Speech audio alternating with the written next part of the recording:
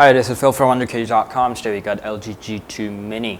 So this is a mini version of the G2. The original is ranging at 5 inches and the G2 Mini at 4.7 inches.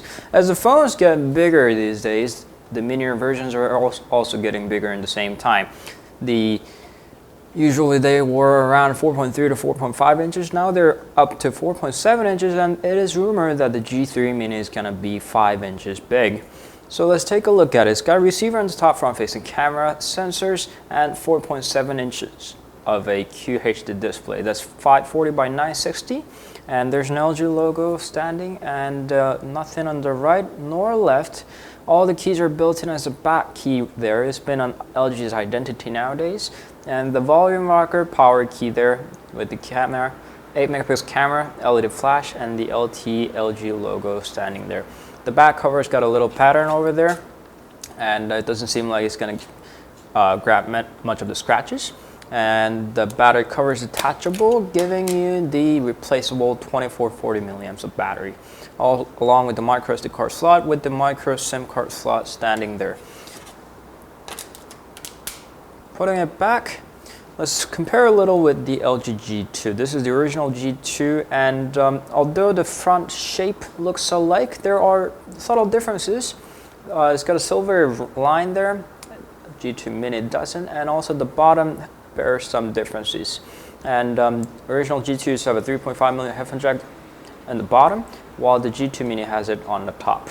There are other differences, such as the glossy back cover and the patternized matte cover, and that's pretty much it.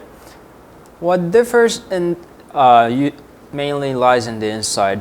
Lock screen is as usual, and the interface is as we've seen on the original G2, and the software is based on the G2 as well.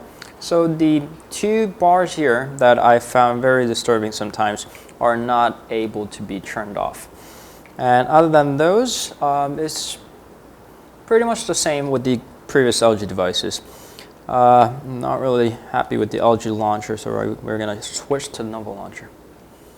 The main differences here than the LG G2 is the hardwares that are built inside that are Snapdragon 400, that's quad-core A7, and a 1GB of RAM, QHD display, and 4GB of internal storage, which is expandable up to 32GB through the micro SD card slot on the back.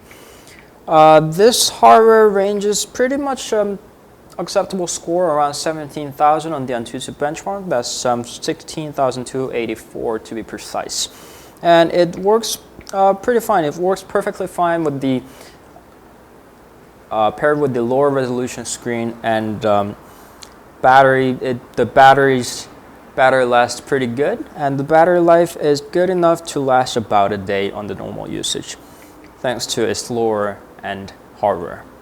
The camera is not very impressive, although it's ranging at 8 megapixels in numbers. The quality isn't exactly, we're not exactly happy about it, nor are we happy about the sound coming from the headphone jack, nor the speaker. We're not exactly happy, but it's okay as a cheaper ranging smartphone like the G2 Mini. What we did find disturbing is that when it's the throttling of the screen.